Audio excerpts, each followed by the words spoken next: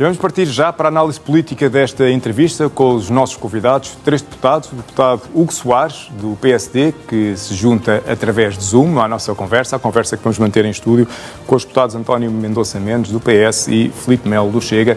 Muito bem-vindos a todos, muito boa noite. Bem-vindo remotamente, deputado Hugo Soares. Filipe Melo, esta desdramatização da não aprovação do orçamento pode retirar margem a um partido como o Chega para participar com as suas propostas na elaboração do documento? Antes de mais, boa noite, Mário. Obrigado pelo convite. Cumprimentos aos colegas de painel e quem nos vê e ouve. Naturalmente que não. E esta entrevista foi sintomática do que nós consideramos ser a retribuição de um favor esse que já estava previsto para que isto acontecesse. Sucintamente, o Dr. António Costa foi levado às cavalitas, uma expressão conhecida do PSD, foi levado às cavalitas pelo atual Primeiro-Ministro. Mas o seu Primeiro-Ministro não fez isto de ânimo leve. Naturalmente que sabia que este apoio iria acabar por acontecer. E quando o Dr. António Costa diz aqui, neste mesmo lugar, que não vamos confundir o Orçamento de Estado com moção de censura ou moção de confiança, bem, isto vindo de um ex-primeiro-ministro nem me parece normal de se dizer, porque o Orçamento de Estado não é mais nem menos do que o reflexo das políticas de um partido, de um programa de um partido, ou seja, o que um partido quer fazer na governação no período pelo qual está eleito. Isto para passar também, e como dizia o Sr. Deputado Hugo Soares, que o Dr. António Costa passou a mão paternal em Pedro Nuno Santos. Ora bem, são lideranças completamente distintas. O Dr. Pedro Nuno Santos segue o caminho dele, o Dr. António Costa segue o caminho dele e não tem que haver este tipo de confusão. Naturalmente que interessa ao PSD fazer esta colagem e dizer o instinto paternal, ou seja, pôr o Dr. António Costa num patamar acima, não está. O secretário-geral do Partido Socialista é o Dr. Pedro Nuno Santos. O Dr. António Costa, com o devido respeito pela função que vai ocupar, já não é secretário-geral do partido. Claro que interessa ao PSD esta narrativa, mas não é a narrativa correta.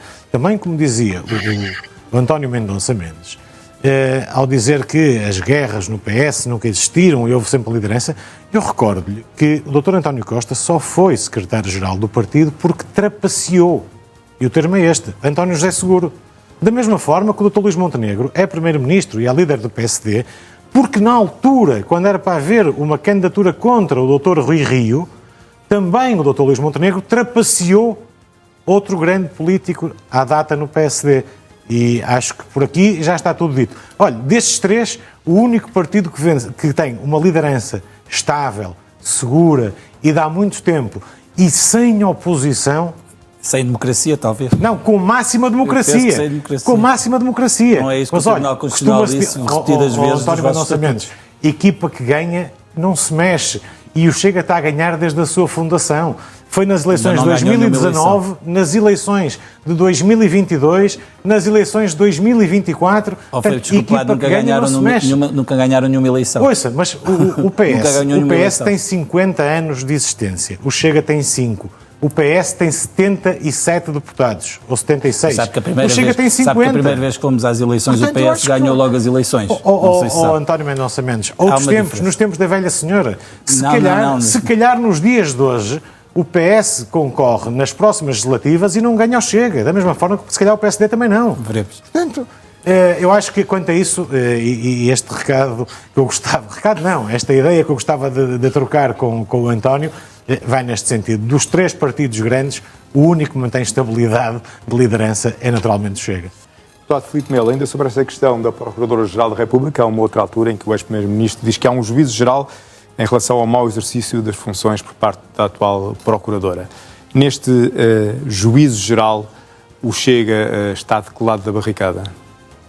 Do lado certo. Que é qual? É o lado da justiça. Repare, quando o Dr. António Costa fala em arrependimento, a mim só me ocorreu o seguinte: porquê é que não estava arrependido de ter escolhido o chefe de gabinete que escolheu? Porquê que não esteve arrependido de escolher tantos ministros e secretários de Estado como aqueles que escolheu, que o acompanharam ao longo dos anos? Disso é que devia estar arrependido. Não devia estar nunca arrependido de escolher uma procuradora-geral competente e sem medo de enfrentar o sistema político. Nenhum político está acima da lei.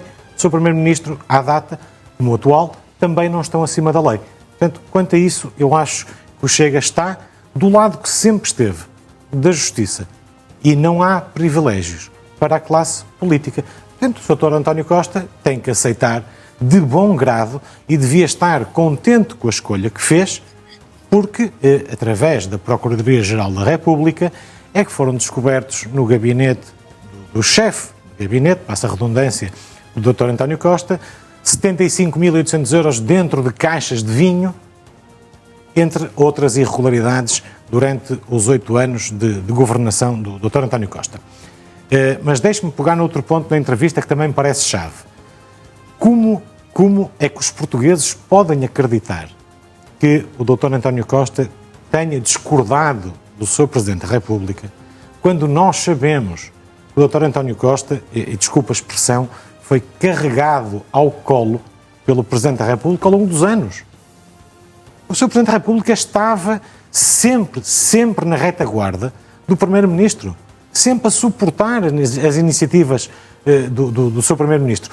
Inclusivamente, quando o Governo enviava à Presidência da República determinadas leis que o público em geral, a Assembleia da República discordava por completo, o Sr. Presidente da República promulgava. E promulgava porquê? Havia uma relação estreita, de grande confiança e de interesse político. Interesse político, não estamos a falar em pessoal, interesse político. E assim continuou. O que o Dr. António Costa conseguiu foi apanhar uma brechazinha para ir para o lugar que sempre sonhou, o Conselho Europeu. Porque, repare, o melhor amigo político de António Costa, aqui na vizinha Espanha, Pedro Sánchez, está a ser investigado pelos mesmos motivos, aparentemente, que o caso Influencer nos trouxe. É a mulher de Pedro Sánchez que está a ser investigada. Bem, a mulher vive com ele, penso eu. Mas a mulher não faz as coisas à revelia dele. Investigado. Sabe porque é que está a ser investigado? Porque o partido irmão do Chega, de extrema-direita, fez o partido irmão do Chega, que é um partido que não reconhece sequer a existência de Portugal, mas o Vox, o vosso partido irmão, é que fez uma queixa contra a mulher do Presidente do Governo espanhol. E fez muito bem. Não, e aquilo é uma acusação... Ouça...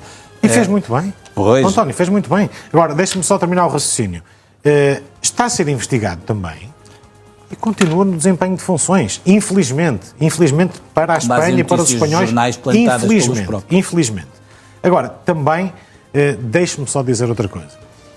Eu ouvi o deputado Hugo Soares dizer que o PS, ao contrário do que dizia o António Mendonça Mendes, renegou José Sócrates. E bem, das poucas coisas que eu concordo com o Partido Socialista. Renegou, e muito bem, um criminoso, alguém que lesou o interesse público, alguém que, e vai ser provado, espera-se, então já é criminoso ou não? Com certeza. Então já está condenado? Ouça, Estou-lhe só a perguntar. António. É porque diz que está do lado, começou por dizer que estava do lado da justiça. Estar do lado da justiça é saber respeitar a justiça. Não, independentemente mais das apreciações que cada um faça, pode fazer uma apreciação política, António, pode fazer uma apreciação política da pessoa. Não tem a pessoa condenada, pois não há aqui nenhum partido que respeite mais a justiça que nós. Porque fomos o único partido que não fez pressão sobre a justiça para que A, B ou C tivessem um julgamento mais rápido porque era da sua conveniência. Nós sempre dissemos que o tempo da justiça é dele e o poder político não pode intrometer-se no que é o tempo, a atividade da justiça. O deputado Filipe Melo, o deputado António Mendonça Mendes e o deputado Hugo Soares, à distância, muito obrigado pela vossa colaboração e muito boa noite.